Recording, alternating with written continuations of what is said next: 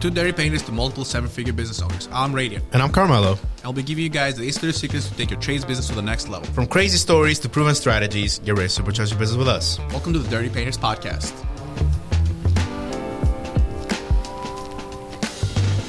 In today's episode, we will be discussing how we gained Tampa Bay's Best Painters 2 years in a row. From marketing tips to delivering our high-quality product, listen in to hear how we got this award while only being in business for 3 years down here. Let's get right into it. All right, let's start with what this award means to us. This award means a lot to me. Ever since I was a little baby, I always wanted to be a champion or the best at something. And now to get a two-peat, three-peat next painters. Year. Yeah. This award, guys, means nothing. It's all about, for us, it's all about how much money we make and how good our product is. But there's cool things like this award presented by Tampa Awards Programs, which is like this, it's an organization that's been going on for like 30-something years in Tampa Bay.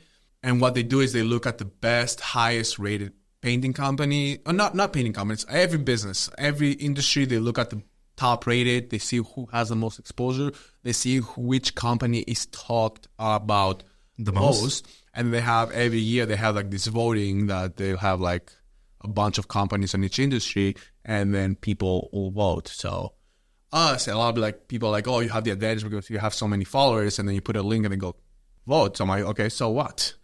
We worked very hard to build that following. So people vote, and then they close the vote, the polls, and then they figure out who's the best in the Tampa Bay area. We've had a few awards in Michigan, but we weren't as big as we are down here now. So yeah, what does it mean for us? It's a good marketing tool. It's a good conversation starter. It's good to put in our marketing materials. It's good to put in our social media campaigns. It's good to initiate conversations with designers, realtors, GCs, whatever it might be that brings more social proof and more social equity to our brand and us as business owners too. I've started using it in my sales process as well.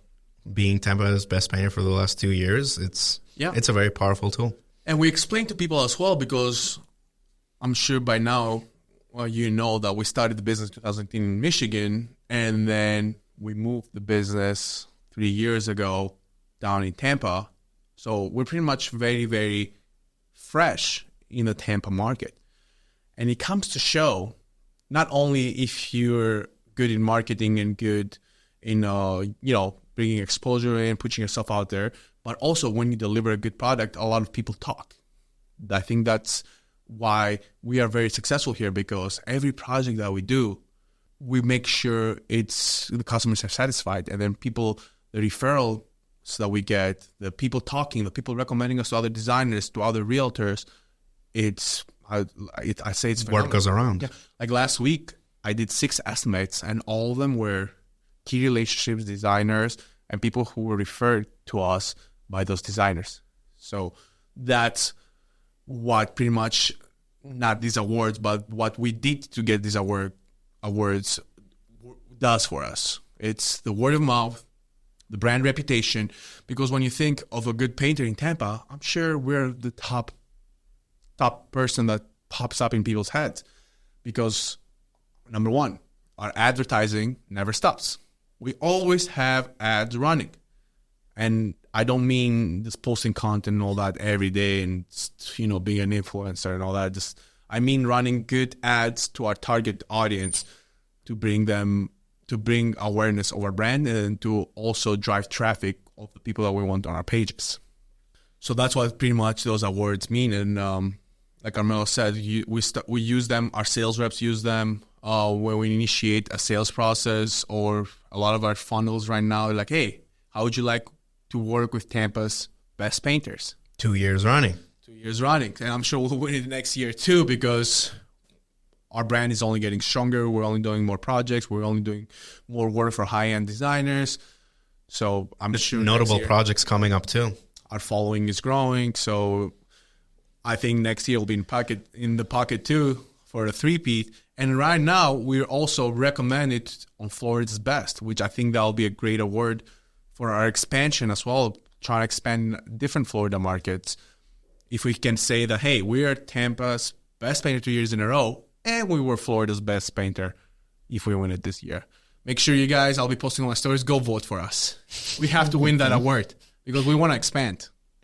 We have other markets in eyes too.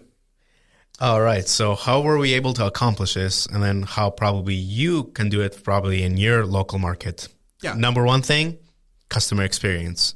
I think that's one of the most important things, along with delivering a good high quality product. And how me personally, I try to ensure top customer service is, first thing, communication.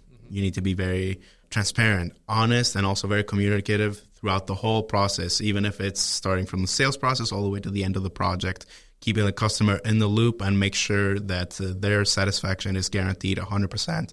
Not just at the end, but also throughout the whole process. You don't want them to have, oh, okay, everything was good, but he wasn't very communicative. He didn't tell me like, hey, this day will be done, or hey, expect to be a day of delay or whatever. Ensure throughout the whole process you keep that customer satisfaction up, not just at the end and not just at the very beginning. And something that we're really good at doing, and then Karmelo is exceptional at doing, especially when all the project that he's running. So from the moment the job sells to scheduling, he's at constant communication with the customer, number one. And then from the moment the job starts, he gives updates to the customer like, hey, today we prepped your kitchen, the door's out of the shop. Next day, hey, today we prime, we scuff sand, whatever the process is. We're in this phase of the process. It's good. Think of like yourself when you order DoorDash. That's a good analogy. You order DoorDash.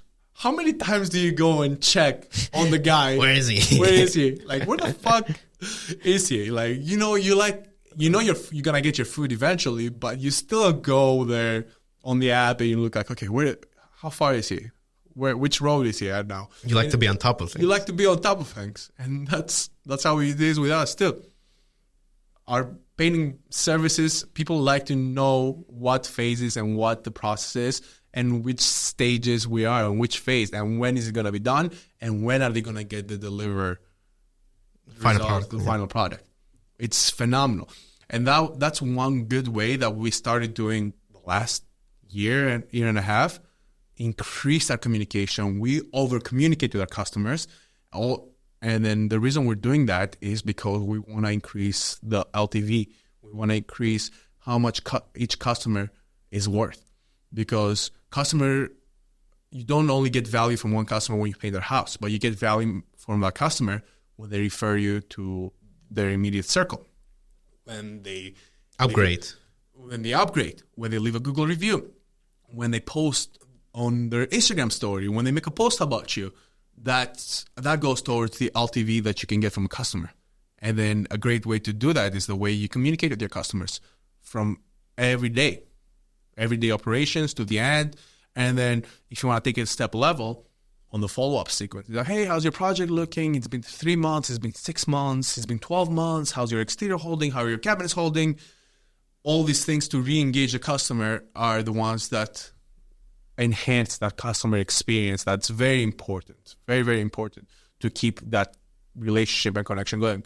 Because our goal, especially when we have our sales meeting, is like, okay, we want these people to obviously hire us for this project, but we want to be their painter forever. And we want to be the first person that comes to mind when somebody asks me, oh, your house looks awesome, or do you know any painters, or do you know anybody that can help me with my cabinets? We want to be the first person that pops in mind. And some free game for you guys if you're doing a cabinet project and you're in the middle of, let's say, either prime or you shoot the top coat. Always try to get a spray video while you're spraying so you can send it to them and show it to them. They really appreciate that, and they love seeing those videos. Yeah. They're like, oh, wow, the color looks amazing. Oh, thank you for sending me this.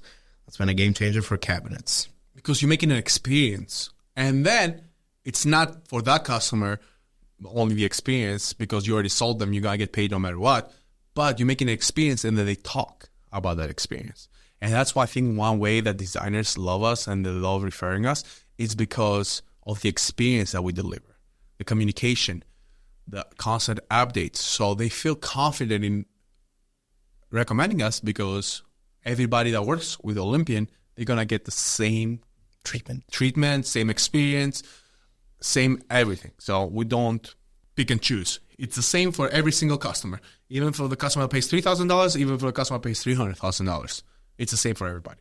And that was a key factor that, because 3 years in a business, in the market, because pretty much we're a brand new business. When I moved out here, it was just me and Mitchell. The first year, to be honest, it was just laying the foundation. Yeah, it was laying the foundation. Nobody really knew us. Our ads just started running. So I think it's not to like sound cocky, but I think it's very impressive to be a market's top performing business. And not only on money, volume, but like on exposure and reputation. I think it's pretty impressive, at least in my own opinion. I don't know what you guys think. But yeah, and it's easily to duplicate in any market. It's easy to dominate a market by, obviously, number one, delivering the best product. Number two, having good marketing. And then having a good referral network and having people talk about your product. And then again, to communication, always speed kills. It's the time of our responses. As soon as our clients send us something, they always commend us about the speed of our communication. You always have to be on top of it in the next few minutes. All showing up. How many times we'll go do an estimate the same day or the next day, and we'll be like, hey, I'll send you an estimate. Or a lot of times, like most of the time, I'd say about 80 to 90%, we present the price right there and there. We're like, hey, this is how much it's going to be. And like, wow. The other guys that I had coming here, they still haven't sent me a proposal. And it's been like a week. Speed kills. Speed kills, yeah. That's what we praise and preach and talk about all the time. From the moment the lead comes in, the customer keeps track of how fast you're responding, how well you're responding, how fast you're showing up to the appointment, how fast you turn around an estimate, how fast you can schedule them. Because a lot of times you can do all these things right, but the next thing you know, you can accommodate them for 3 months. That's a turnoff. They don't want to work with it because they want to get the project done faster. So that's why speed is an important factor on every step of the process, from the moment the lead comes in all the way to scheduling, all the way to completion. And can you keep your word when you tell them you're going to get it done in 5 days? That's important too, because then you sound like a bullshitter if you tell me it's going to be done in 5 days, the next thing you know, the project is being dragged out for 9 days. And if that's something that happens, then people will talk, because people will talk when you do good things, and then they're going to talk even more when you do bad things. When you do a bad job, when you're not meeting deadlines, when you're not showing up, when you not, prompt with appointments, calls. For example, I was working this lead, and then I jumped on a bunch of consulting calls, so 3 hours went by. And this lady, she's like, hey, it's been 3 hours. You were supposed to send me a price. I was like, wow. In my head, I didn't say that, but I'm like, chill the fuck out. You're not my only fucking customer. And then she calls me. The one that she called me on the way to the gym yesterday. Mm-hmm. And she's like, oh, yeah, I messaged you guys, and I haven't heard back. And I'm like, this lady. And then I went back and I sent her a price right away. But a lot of times shows that customers actually care about speed, especially in today's world. Like, for example, I think Amazon has ruined everybody, because you order something now, and then let's say it's 10 o'clock in the morning now, you probably have it by 2 to 6 today. So people expect the same level of customer service on every business now. They're like, oh, if Amazon is doing it, why can't they do it? And I think that's going to give you a strategic advantage by being more attentive and faster to your competitors. Because even us, we get like hundreds of messages a week, so we can't get to everybody on time. But we notice it. Like, people will complain, like, "Hey, it's been 5 hours since your last message," and then they call us. Because another thing is, like, when they see our brand, they really want to work with us. They really want to work with Olympian. They really want the products that we showcase on our advertisements. So they're like, okay, I need these guys. And then the thing that you say all the time with Michigan, that you get calls and like, hey, we want to work with you guys. Say a little bit about that, because that's true. Yeah, still to this date. Just the other day, we got a call from the exterior. Linda. Yeah, and they wanted us to do their interior next. Yeah, I'm like, Linda, I'm so sorry. It's been 5 years since I painted your exterior, but I'm not in Michigan anymore. She's like, oh, no way. Where am I going to go to now? She's like, you guys were the best. Anyway, I'm like, no. I don't even paint anymore. me and Karmelo, like, we're not on the field, but I'll see if I can find any of my old subs or somebody that can help you. But yeah, 5 years later, we gave her such a good customer experience and such a good product that now her interior is due. And she's like, okay, I know who to call. And then the more of those you have, the more of those will start paying dividends down the road. That's why we really focus on the customer experience, because we know we're in this game for the long run. We're in this game forever. We're not doing this for a quick turnaround and then find another different business venture. That's why it's important for us, every customer, to increase the maximum value that we can get from them on the long run as well. And you should treat every customer like that. One way I talk to customers when I go into an estimate, I'm like, hey, if you work with us, we're pretty much married. Our warranties, anything goes wrong, we want to be your painter forever. We want to have that relationship that maybe something goes wrong with the paint job. I want you to be sure that if something goes wrong, we'll be there next day to fix it. And we want to be your painter forever. And the customers appreciate that when we position ourselves like that. And then they're like, oh, these are the guys that I want to go with. Because even if something goes wrong, I know they'll stand behind the product. They'll keep their word. They'll fulfill their promises.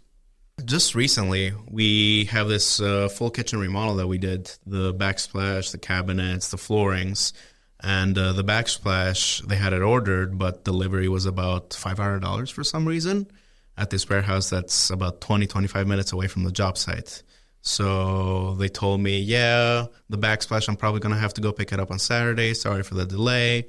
Their delivery times, they don't align with my work. And I just told her, like, hey, if you can just call them up and tell them that my painter is going to come pick them up, give them my name, give them the company name, and I'll go take care of it for you. Like, no way you would do that? I was like, yeah, I can really do it for you and save you $500 too for delivery, since you're not going to be doing that.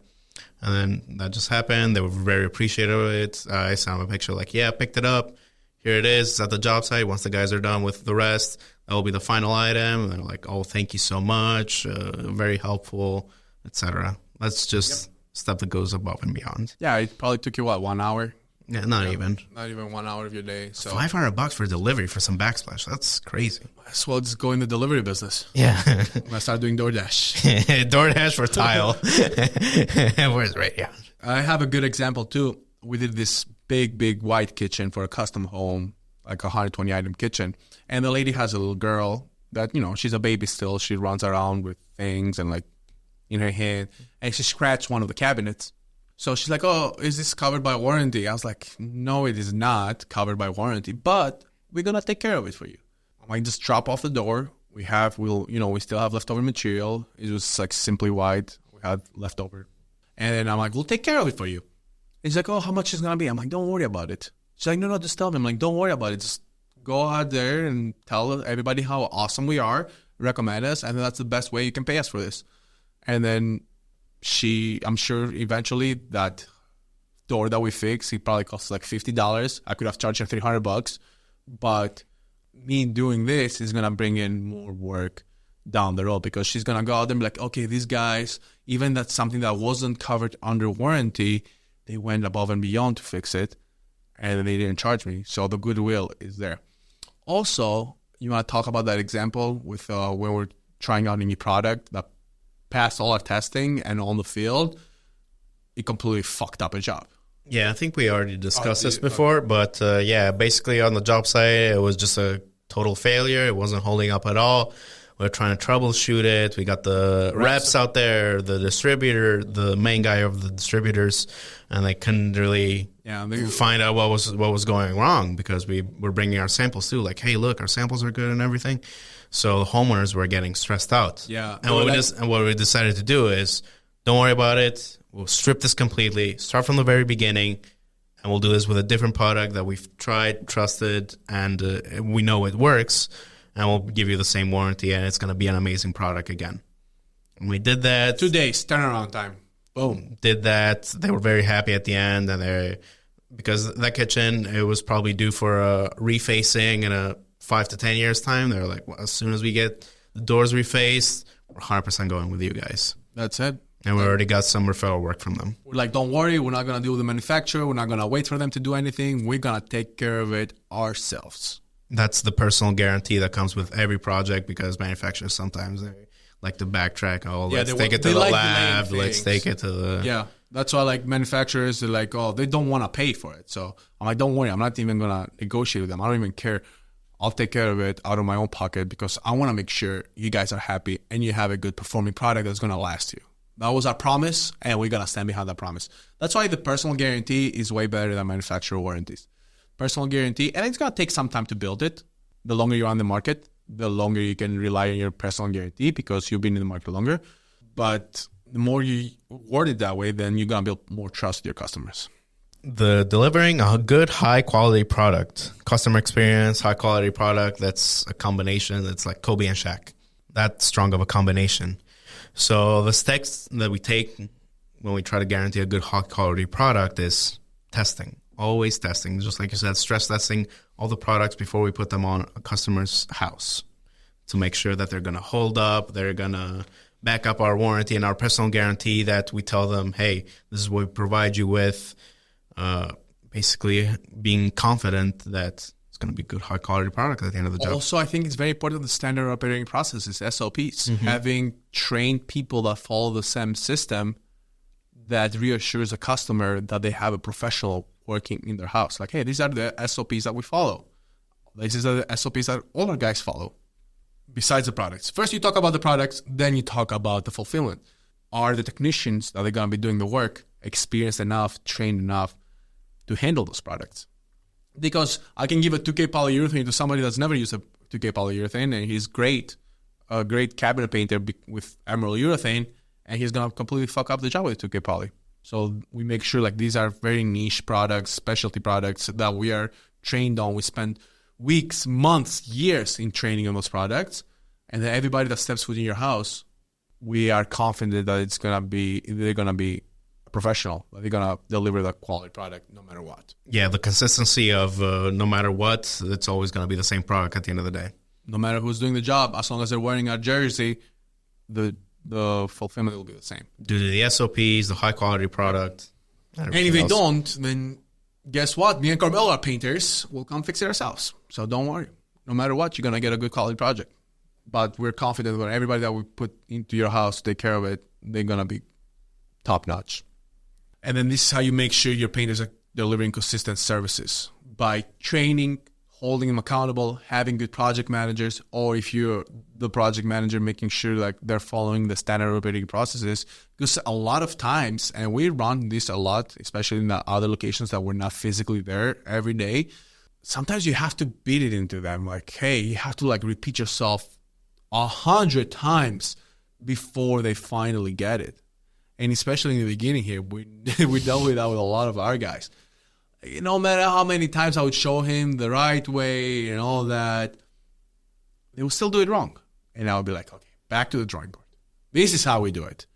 These are the steps. Let's make sure we don't skip step number 16. And then they fuck it up. They'll fuck up step number 23. So back to the drawing board. Let's make sure we don't fuck up step. You have to be patient with the painters before you make them go out there on their own. And before they become autonomous, they're going to fuck up a lot in the beginning. And from this is us speaking from personal experience. If you have a good prospect, don't expect them to be perfect the first time you show them something. You have to show them 20 times, 50 times, 100 times before they can finally get it and they can start doing it.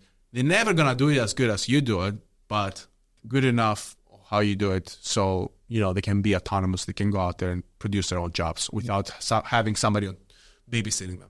Be prepared to invest some time into your crew and 100%. Your employees. Yeah, like we said earlier on the previous episode, that the hiring and training, patience is key with your employees. And you want to invest that time with them because if you want to be a good brand, you need to have good employees. You can't just be, like, let's say if it was just me and Karmelo that were good and we're trying to grow this business and all the guys that we put there were fucking jackasses and stopped up painting, then we wouldn't be a good brand. Because if it was not me and Karmelo painting, then every job would be messed up. So that's why it's important to invest time on those good prospects that they're going to take care of the brand when you're not visible on sites. Super important, I think. Next bullet point, social media /ads. All right, so social media can work as a sales funnel get you leads, get you prospects, get you opportunities, or it can work as a cloud method or whatever you want to call it. Cloud magnet. Cloud, yeah, whatever. So us, it's really good. It works both ways. We use our social media to convert, to produce opportunities, leads, prospects. Also, we use it for cloud. And that's why this award was easy for us to win, because we have a lot of cloud in the Florida market. Like people, if you live in Tampa, chances are you've seen our ads if you're between the ages of 27 to 65. So the cloud is there. That's how you become aware. It's like, I don't know, you remember the show Better Call Saul? Yeah, Better Call Saul. So that guy, everybody knew him because his ad was so good, Better Call Saul, and then his face was on billboards. People were seeing him all the time. So he was, everybody knew him. Like, and you can see in the show, like everywhere he goes, like, oh, you're the guy from the ad. Oh, you're the guy from the billboard. So it's the same with your ads and our ads. People see us like, oh, they see our trucks like, oh, I saw your ad, or oh, I saw you guys. Or the other day at the gym, oh, you're the owner of Olympian? I see you guys all the time. That's the clout that you get from, you know, being out there and having so much exposure. That's on the local base. Then on the nationwide base, people know you. People hold you as a standard. And it matters a lot when, for example, us, we use that a lot in our sales process. We're like, hey, we are pretty much industry standard. People pay us, they fly out from different states, from different countries to learn from us, to learn our processes, to learn how we do things, because we do things the best way possible in the industry. And then customers are like, oh, wow, that's awesome. I see you guys have so many followers. I see all the people commenting like, oh, how you do this, how you do this. So that's another level of building certainty and increasing security and trust with a potential prospect, because like, oh, these guys are actually experts. Their business, they're experts in what they do. So that's why the cloud comes in with social media. And then when you bring, let's say you bring in cold traffic, people that have no idea of who you are, they've never seen your ad, they don't know you exist, but they land on a good, well-structured page, and they're like, oh, these guys seem legit. It's worth giving them a call, see what they're about. Batching content. Okay, so that's something that now that we're not on the field in operations anymore, we have recording days, or like we'll set up a project and stage it and be like, okay, we're going to create exterior content from this project. We'll go out there, we'll paint, we'll stage and script the certain shots that we do. And then we'll create content because we don't post every day anymore. When we first started, we were posting every day, but now it's impossible. It's impossible to go to every single job site. It's impossible to grab content from every single job site. And then, you know, we don't want to bother our crew leaders and our guys because their focus is to get the project done. Get the project done. They're not content creators. They're not social media guys. And then we don't want them to be distracted, because we used to do this thing like, okay, yeah, create some content, send me some videos and all that. Next thing you know, they were trying to get videos and then nothing was getting done. So we're like, okay. And the videos were bad. And the videos were horrible. So I'm like, okay, when we need content, especially for ads, because that's the main reason we create content now, is for ad creatives, we're like, we'll stage a job. We're like, okay, Karmelo, do we have any cool exteriors? Do we have any cool cabinet jobs? Let's stage this job. We'll go do some spraying. We'll grab some shots so we can have good ad content. Batching content is if you're running a large-scale organization. Yeah. If you're even at 1 million, you still can get some time to grab some content. Correct. Out of your daily projects. Field. Yeah. Like when I was posting 3 times a day, I was working on the field. So I would just pull out my phone and I'll just grab content. So there's no excuses. If you're still on the field, or if you're letting, like, say, 2 to 3 projects a week, you have no excuse. You should be posting every day until your page grows, because you want a powerful, strong page. And we're going to dive into another episode on how you can create your Instagram into a high converting sales funnel that can produce high quality prospects. Word of mouth. Oh. What? You thought I didn't know that? That's the first time I see it. I thought. Oh, really? WOM. WOM. WOM. It's like this, the whoop. The whoop. Yeah, word of mouth. I think that's the higher ticket projects are mostly word of mouth. I'd say about 80% to 90% of the high ticket projects are referrals or word of mouth. What strategies do you use to encourage customers to spread the word about your services? Well, firstly, we have the referral program, our personal guarantee that comes with each project. Okay, so we have this great referral program. No matter who you are, if you bring us a project, if you referred us, we have a finder's fee, referral fee. People love that. People bring us work from all different industries. Realtors, designers are our bread and butter, but we have people who are, law offices, whatever. Even like normal people who we just did a job for them, we'll still give them a finder's fee, referral fee. That's number one. That's our highest converting strategy. Then we have the outreach campaigns that we do. So a lot of the sales reps, they're trained to go out there and generate their own leads. And then we have this pamphlet, why you should work with Olympian Painting. And then they go on the social media, they call people, they stop in real estate offices, and they're like, hey, do you want to work with Tampa's Best Painters? We have these great programs. We can be your strategic partner. We'll never let you down. If your customers need good service for interior, exterior, cabinets, tile, whatever we're offering, we've done X amount of projects. We've done these high-end projects. We've done these restaurants. We've done these offices. All the high-end projects, they're listed in that. We call it a lead magnet. So it's pretty much a lead magnet. And we try to create key relationships that they can convert more warm to drive traffic to our business. So outreach, and then the referral, and then just being a nice person to like taking your key relationships out to lunch, maybe re-engaging, I don't know, text them happy birthday, liking their posts if they're a professional, supporting their business, sending them referrals back. It's like a circle that needs to go around all the time. It can be as simple as like, let's say you're working with a realtor sends you a lot of work.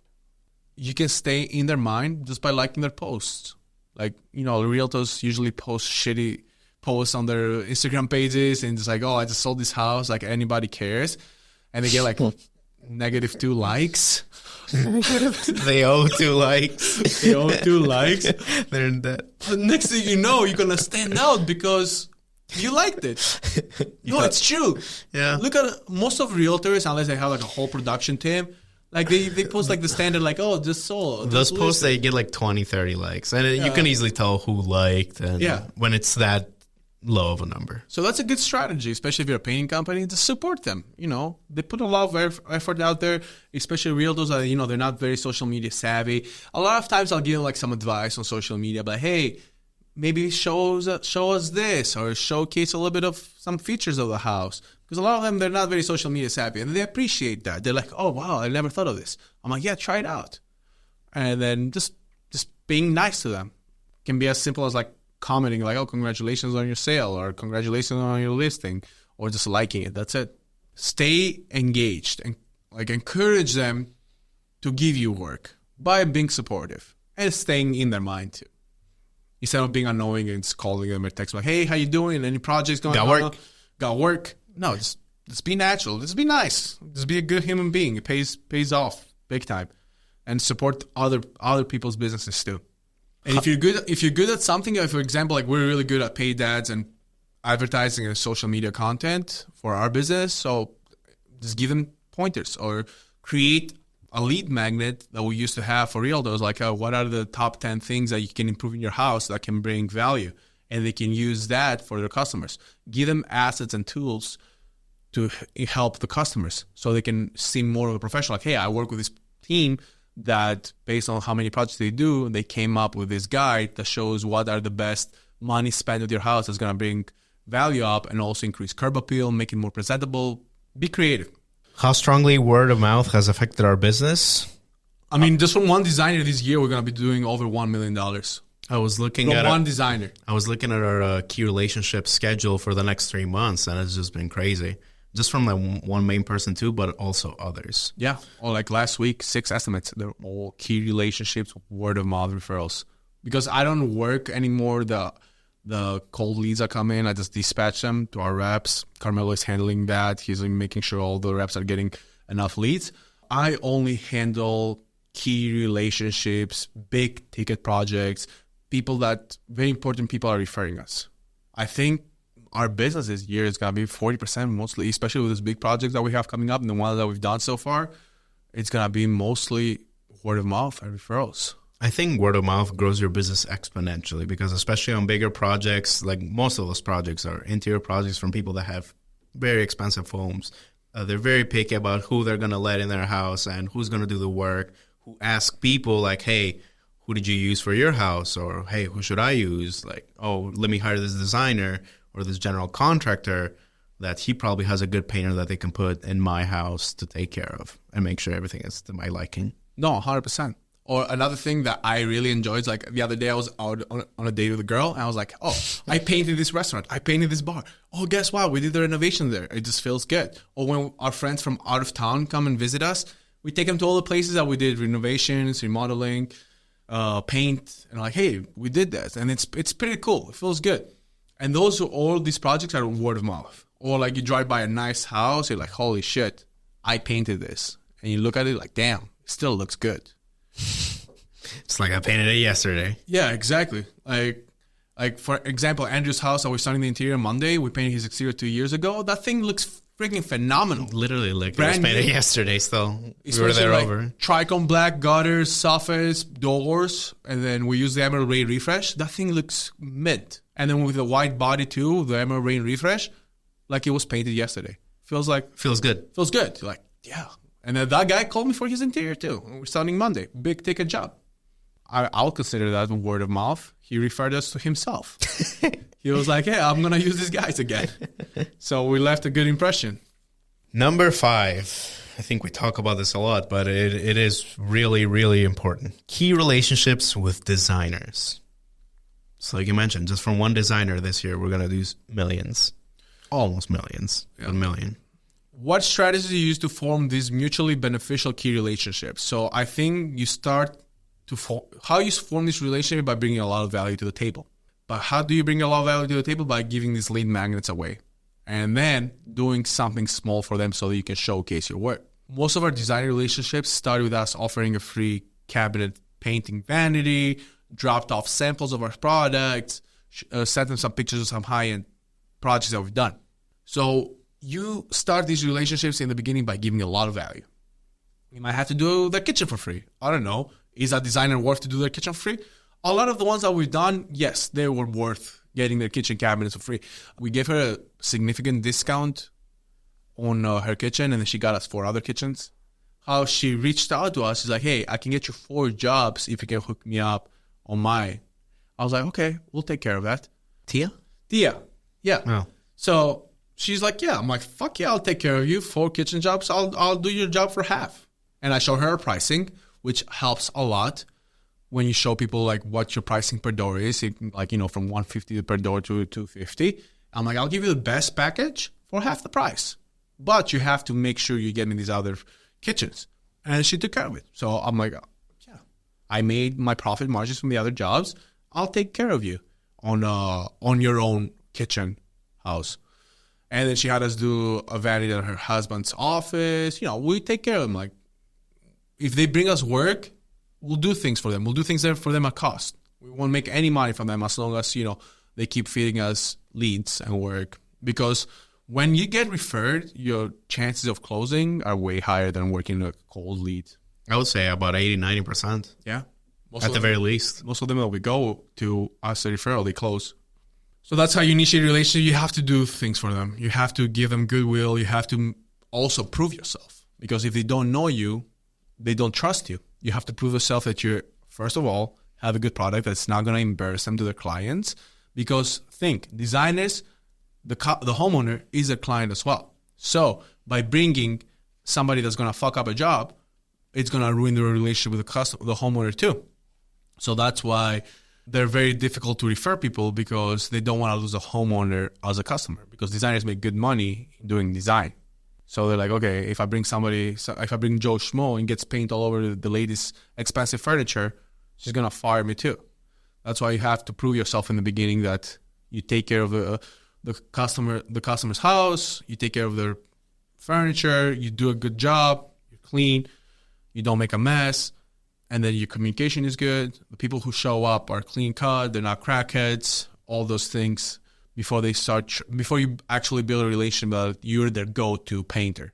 And it only takes one fuck up usually to ruin the relationship. only takes one time.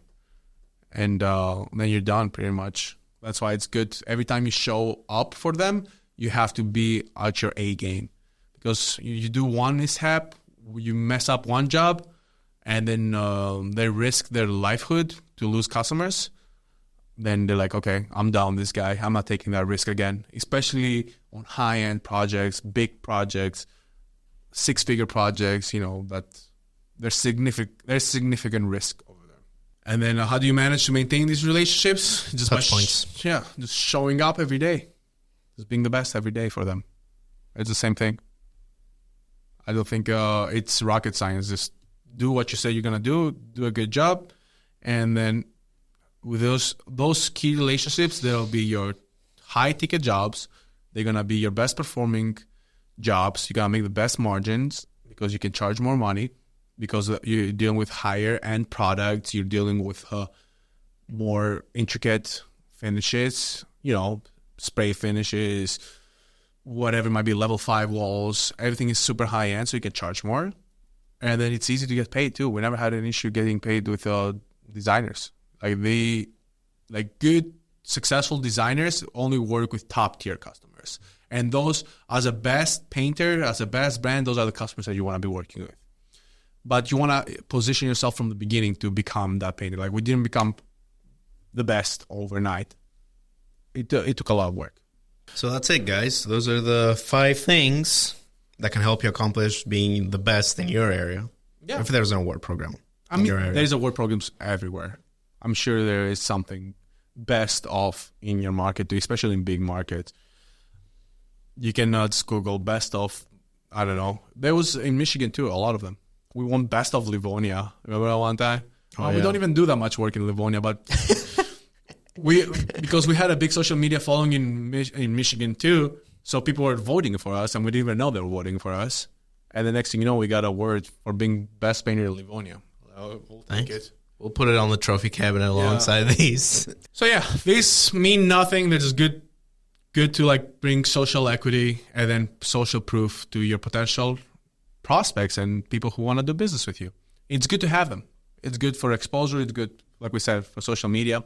And it's good to keep yourself accountable and chasing something like us. It's important for us to be we make good money. We're fine. We're good. We're chilling. Now it's okay, how can we increase our brand? How can we become better? How we can become more well-known? How can we do all these things? It's good to have other goals to chase other than this money, I think. Anything else you'd want to add? Any tips and advice to dirty painters out there that they want to become the best? We already said always record videos and send them to your clients. Keep them updated. If things ever go wrong, just always reassure them that, hey, we're here. We're going to make sure everything is good. Yeah, because we'll fix it. It's important. Anything. If something goes wrong. Even if it's not your fault, just like our example that we did with the cabinets that we had to strip and redo again from the beginning. Or even if you guys fuck up, which it happens to us too. Guys fuck up all the time. But we're hey, no matter what, we make sure you're happy at the end. You have to tell the customer hey, ask them what's your biggest fear. My cabinets will start shipping. Start addressing their fears and be hey, even my guys fuck up, we'll always make sure things go right. All right, guys, so this will wrap up this episode of the Dirty Painters Podcast. Be sure to follow our business on Instagram at Olympian Painting and also our personal pages, Olympian_Redion and Olympian_Karmelo, and also keep up with the episodes on the Dirty Painters Podcast. If you like this episode, be sure to share it with a fellow painter or tradie. Until next time, this is Redion. And I'm Karmelo. Signing off from the Dirty Painters Podcast.